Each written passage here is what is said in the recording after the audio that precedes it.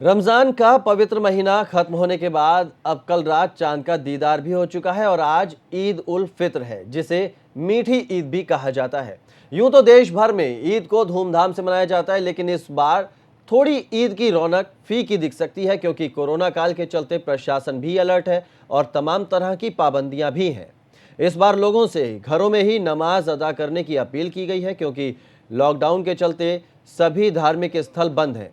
इसके साथ ईद के इस मौके पर लोगों को गले ना मिलने और सोशल डिस्टेंसिंग का पालन करते हुए मुबारकबाद देने को कहा गया है। इतना ही नहीं, नियमों की अनदेखी को लेकर भी हिदायत दी गई है कि लापरवाही भारी पड़ सकती है। तो आज है ईद उल फित्र का त्योहार, जिसे मीठी ईद भी कहा जाता है, और लोगों से आज ईद की नमाज घर में रहकर पढ़ने की अपील की गई है, क्योंकि कोरोना काल चल रहा है। ऐसे में एहतियात के साथ इस ईद को मनाएं, घर में रहकर नमाज पढ़ें। कई तरह की अपील की गई है।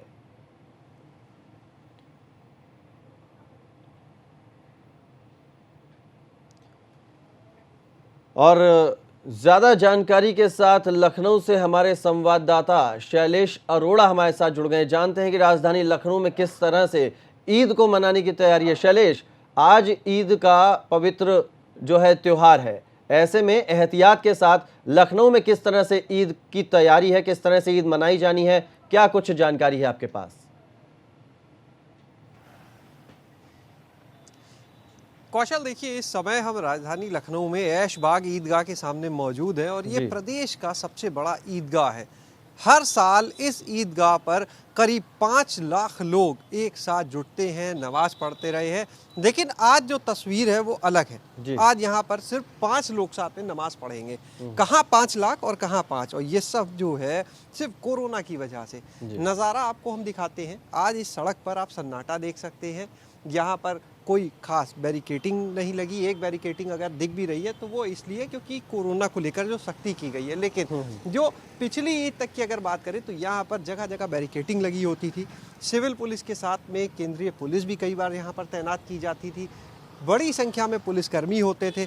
और ये जो सड़क आप देख रहे हैं, ईदगाह के अंदर ही नहीं बल्कि सड़कों पर यहाँ नमाजियों के नमाज अदा करने के लिए व्यवस्था की जाती थी। अंदाज़ा लगा सकते हैं कि 5 लाख लोग एक साथ यहाँ पर ईद की नमाज अदा किया करते थे। लेकिन आज कोरोना की वजह से ऐसा माहौल बदला है कि यहाँ पर सिर्फ 5 लोग ही ईद की नमाज पढ़ेंगे। सुबह 9:30 बजे यहाँ पर ईद की नमाज अदा की जाएगी। खुद जो मौलाना खालिद रशीद फिरंगी महली हैं, उन्होंने ये अपील की जनता से कि लोग अपने घरों में ही ईद की नमाज पढ़ें।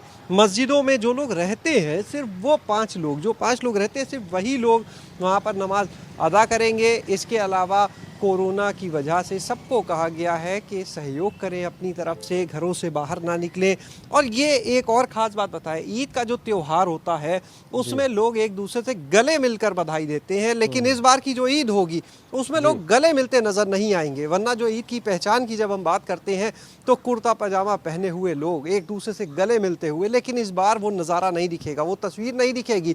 इस बार हाथ भी नहीं मिलाए जाएंगे, सिर्फ दूर से सलाम करके ईद की बधाई एक दूसरे को देंगे लोग, मुबारकबाद देंगे एक दूसरे को। इससे पहले जो बाज़ारों का हाल था वो भी सभी ने देखा कि किस तरह से जो ईद में गुलजार रहने वाले राजधानी लखनऊ के बाज़ार थे उनमें भी सन्नाटा पसरा रहा था। बल्कि जो बाज़ार मुख्य हैं वो तो खुल ही नहीं पाए थे कोरोना की वजह से। तो ये तस्वीर है ईद को लेकर इस बार राजधानी लखनऊ में। नवाबों का शहर कहा जाता है और गंगा जमुनी तहजीब यहाँ पर देखने को मिलती है। बल्कि आपको बताएं कि जिस ऐशबाग ईदगाह पर हम मौजूद हैं, यहाँ पर भी हर साल जब ईद की नमाज होती थी तो यहाँ प्रदेश के डिप्टी सीएम यहाँ पर पहुँचते रहे हैं, हमने पिछले सालों में देखा। इसके अलावा जो राज्यपाल हैं प्रदेश के जो भी रहे वो यहाँ पर आते रहे। इसके अलावा सपा के जो सपा के राष्ट्रीय अध्यक्ष हैं अखिलेश यादव, वो भी यहाँ पर आते रहे हैं। तो लगातार यहाँ के बारे में हम और क्या बताएं आपको कि जो हमने आपको नाम बताया, ये सब लोग ईद की जब नमाज होती थी तो सबको मुबारकबाद देने के लिए आते थे। लेकिन तो आज यहाँ पर ऐसा कुछ भी नजर नहीं आने वाला है। कोरोना काल में जो ईद है वो थोड़ी फीकी जरूर है, बने रहिए शैलेश हमारे साथ। मेरठ का रुख कर लेते हैं। बलराम पांडे भी मेरठ से हमारे साथ जुड़ गए। प्रयागराज से मोहम्मद मोइन है। पहले मेरठ चलते हैं, बलराम से जानते हैं कि मेरठ में किस तरह का सूरत हाल है ईद को लेकर। जी बलराम। देखिए कौशल, ईद उल फितर का मतलब ही है मीठी ईद। जी। और इस बार ये जो ईद है वो कोरोना काल में फीकी होती नज़र आ रही है। लोग ईद की मुबारकबाद मीठा खिला करके एक दूसरे से गले लग करके देते थे। जी। मस्जिदों और ईदगाहों में लोग नमाज अदा करने के बाद एक दूसरे को गले लगकर ईद की मुबारकबाद देते थे। जी। लेकिन मेरठ की सूरत हाल ये है कौशल कि मस्जिदों में ताला लगा हुआ है। जहां प्रशासन ईद की तैयारी में 2 दिन पहले से जुट जाता था, वहां सोशल डिस्टेंसिंग और लॉकडाउन के पालन के लिए लगा हुआ है। इस वक्त हम शाही जामा मस्जिद के बाहर खड़े हुए हैं और आप देख सकते हैं तस्वीरों के माध्यम से कि मस्जिद में ताला लगा हुआ है और जो पुलिसकर्मी हैं वो ड्यूटी पर तैनात हैं। कौशल, अपने दर्शकों को बताने की कोशिश करूंगा कि मेरठ में सप्ताह के 2 दिन संपूर्ण लॉकडाउन रखा गया है, यानी सोमवार और बृहस्पतिवार।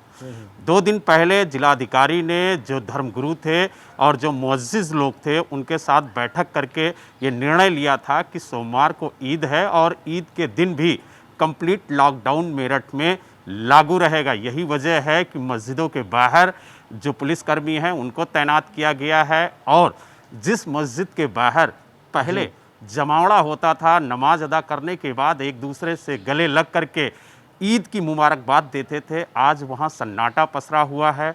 ईद गाह और मस्जिदों में ताले लटके हुए हैं। तो कहीं ना कहीं कोरोना काल की जो चपेट में ईद त्यौहार भी आ गया है और यही वजह है कि लोग घरों में नमाज अदा कर रहे हैं और ईद मना रहे हैं, क्योंकि प्रशासन और जो धर्मगुरु हैं उनका साफ तौर से यही कहना है और अपील है लोगों से कि घरों में रहें, नमाज अदा करें घरों में और ईद भी घर में ही मनाएं, क्योंकि इस महामारी से निपटने के लिए सोशल डिस्टेंसिंग बहुत ज़रूरी है।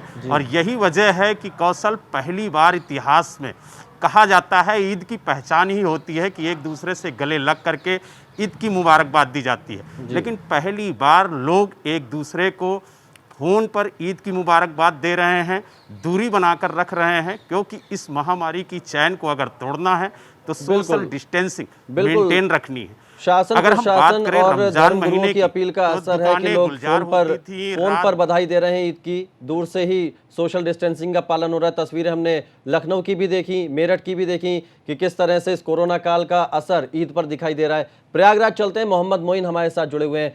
मोहम्मद मोइन, प्रयागराज में क्या कुछ तस्वीर है?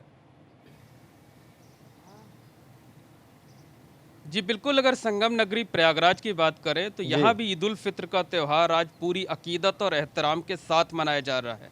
हालांकि इस बार के त्यौहार पर कोरोना की महामारी और लॉकडाउन की बंदिशों का असर साफ तौर पर देखने को मिल रहा है। जो इबादत गाह है वहाँ ताले लटके हुए हैं, ईदगाह और मस्जिदें बंद है, लिहाजा लोगों ने घरों पर ही नमाज पढ़ने की तैयारी कर रखी है। हालांकि आपको बता दें कि ईद की जो नमाज होती है वो मस्जिदों में ही होती है, ईदगाह में ही होती है, कंधे से कंधा मिलाकर जमात के साथ नमाज पढ़ी जाती है। लेकिन चूंकि लॉकडाउन है, बाहर निकलने पर रोक है, लिहाजा लोगों ने घरों पर ही रस्म अदायगी की तैयारी कर ली है। और एक खास बात आपको बता दें कि 30 रोजे रखने के बाद जो मान्यता है कि ईद के दिन जो दुआ मांगी जाती है वो सच्चे मन से वो ज़रूर कबूल होती है। तो लोग आज जो घरों में नमाज अदा करेंगे उसमें कोरोना की महामारी के खात्मे के लिए खास तौर पर दुआ करेंगे। इस वक्त हम मौजूद हैं प्रयागराज के खुलदाबाद इलाके में, जहां तस्वीरें हम आपको दिखाना चाहेंगे।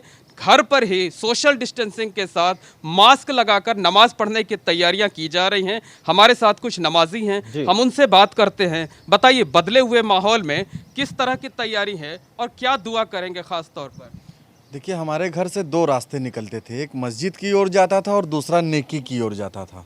क्योंकि मस्जिदें बंद हैं, मस्जिदों में ताला लगा हुआ है, मगर नेकी के रास्ते खुले हुए उसके कई हाथ हैं। तो जिस तरीके से सरकार ने ये फ़ैसला लिया है लॉकडाउन का, तो हम लोग इस फैसले का स्वागत कर रहे हैं, खैर मकदम कर रहे हैं। हम अपने दरवाजे पर, अपने घर पर सोशल डिस्टेंसिंग का पालन करते हुए मास्क लगा करके नमाज अदा करेंगे और खुदा की बारगाह में सरसजदा करते हुए दुआएं यही करेंगे कि या अल्लाह, इस मुल्क को और हमारे सारे भाइयों को और बहनों को, इस आवाम को कोरोना से के कहर से बचाइए। बस यही हम लोगों की दुआएं होगी। क्या लगता है कि आज आप लोग जो दुआ करेंगे कोरोना की महामारी के खात्मे के लिए, लगता है कि अल्लाह की बारगाह में सजदे के बाद वो दुआ कबूल होगी? इंशाअल्लाह ये जिस तरह से पूरी दुनिया में ये जो महामारी कोरोना वायरस नाम की फैली हुई है और लॉकडाउन जो लगा हुआ है, आज 2 महीना ज़्यादा हो गया है और हिंदुस्तान में हमारे प्रयागराज में हम लोग ने 300 रोज़ा रखते हुए आज